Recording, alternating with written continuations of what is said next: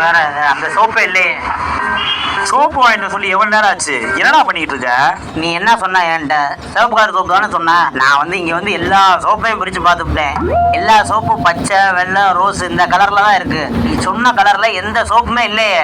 உங்க சண்டையெல்லாம் அப்புறம் வச்சுக்கோங்க. முதல்ல பிரிச்சு போட்ட சோப்புக்கெல்லாம் 500 ரூபாய் பணத்தை கொடுத்துட்டு எல்லாத்தையும் எடுத்துட்டு போங்க.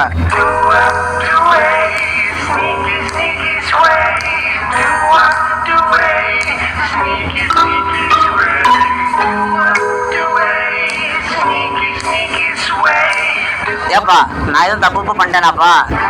நான் வேணா வேற கடைக்கு போய் நீ சொன்ன அந்த சிவப்பு சோப்பு இருந்தா வாங்கிட்டு வரட்டுமா?